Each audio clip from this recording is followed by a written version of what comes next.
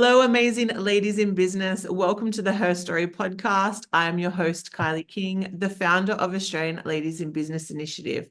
And I am so excited today to be joined by the incredible Athanasia Tsambas from Empowering Youth Support Services. Thank you so much for joining me today. Thank you for having me.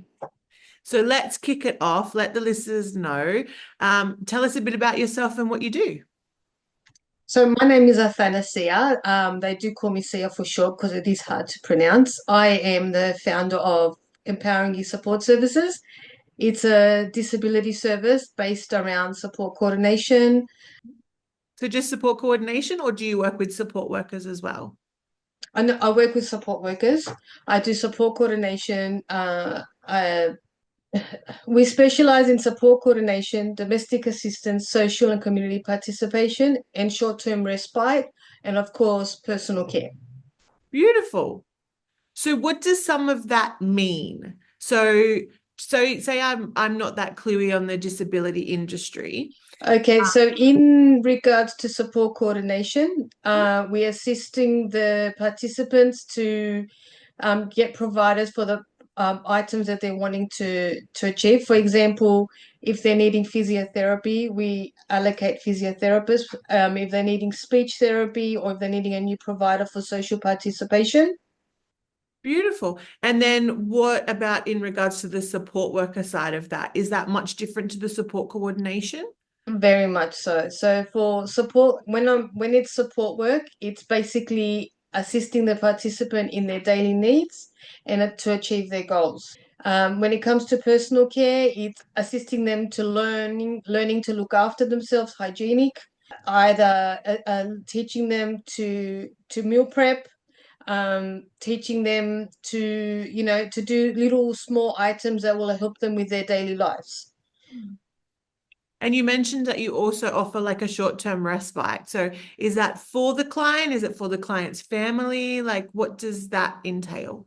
Okay, so it's for the participant. I've done three respites in the last 2 years. One of them was actually taking the participant to visit their family in New Zealand, which was a very good experience. They learned their family. They also learned how to communicate out in the community, learning like transportation, teaching them money skills and verbal skills. Beautiful. So how long have you been working in this industry? Like how long has Empowering Youth Support Services been going for? Since the 8th of July, 2019. Oh, well, better than me. You know the exact date, which is incredible.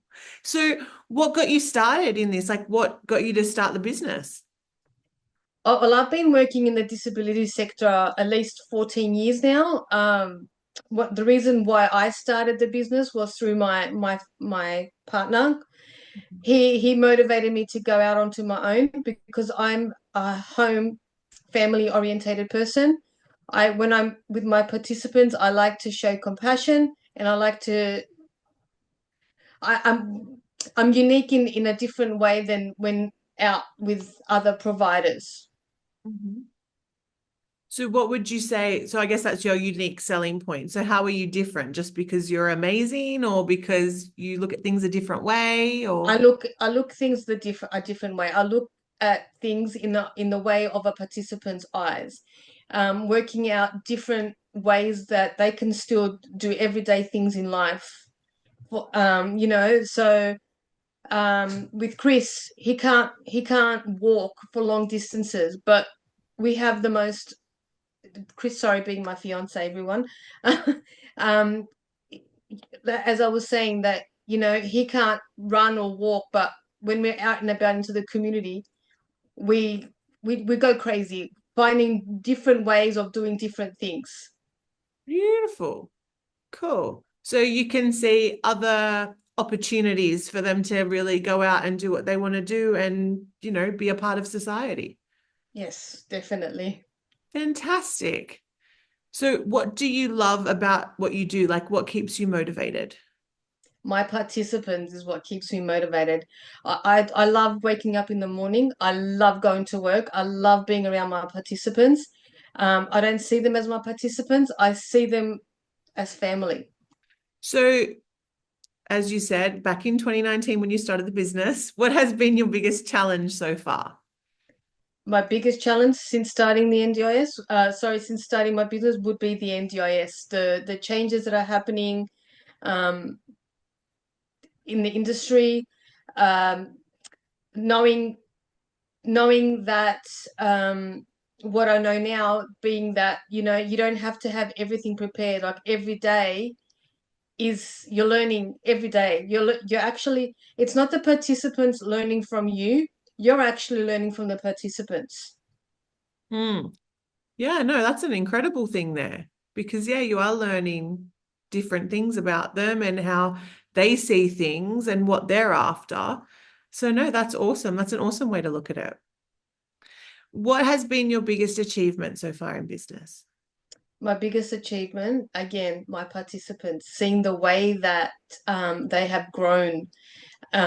Yeah, definitely seeing the way they have grown. I have a participant that I've been working with for 7 years that when I first started was nonverbal. Nonverbal being that they were only saying one word sentences. Now they're saying four-word sentences and they're actually expressing how they're feeling, what they're wanting. I've seen amazing changes with all my participants. Incredible. And I guess that's just because they're finding the right support and they have the right workers around them to enable that to happen, which is amazing. Yes, Is there any advice you wish you had been given when you started your business? definitely. Absolutely. To start earlier and not let fears and insecurities get in the way. A good need not to have everything.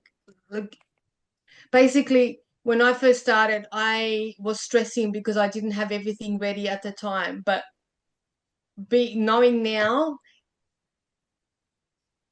as I said before, every day you're learning from the participants. You're learn, and NDIS changes all the time. So what you had ready 5 years ago sometimes is not valid today. Mm. So, what would be your ultimate goal for your business? So, what is the big, hairy, scary one? Like, where do you see yourself in the next few years, or what do you want to achieve? Okay, so the biggest fear at the moment is registering for the NDIS.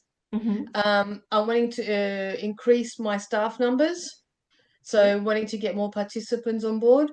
I'm wanting to expand my services to provide more for the participants. So, 3 years, my goal is for 3 years down the track to be able to um, have participants actually doing respite on my premises. Oh, beautiful. So you don't have to take them anywhere else. They can just sort of come across to you and have some nice respite, and it'll be closer, which is good. Yes, Cool. So registering for NDIS and then just bringing on more amazing support workers such as yourself. correct. Fantastic. So if I was to start a business tomorrow, what would be advice that you would give me? You would need to be compassionate, you would need to be passionate, and you would need to be strong. You would need to be able to take criticism, not to be scared to ask questions and ask for help, and research thoroughly before embarking on starting this business. Hmm. So do you mean in any business in general, or do you mean mostly if I was to start a business in the disability space? Every business in general. But the biggest point that I've learned would be from the ALIBI community is surrounding yourself with help and your support in your business, like-minded people. Be Beautiful. surrounded around like-minded people, sorry. No, that's fair enough. And that's good as well. As you mentioned with the advice you wish you had, there was a lot of learning and a lot of changes that are happening in regards to the government legislations, but also what's happening as for clients and for all of that. So then to have that like-minded community that you can ask questions and find the answers and be there to that maybe having similar experiences to you is a really good thing. Yeah, that's correct. So, because you've been working in the disability section for 14 years, you said, and now you have a business in it, what would be a tip that you would give someone? Now, it doesn't have to just be disability related. It could be in regards to business, but what's a tip you would like to share with the listeners? Biggest tip is be yourself. Be yourself, and just go out there and do it. Don't as I've learned, be comfortable not being comfortable. No,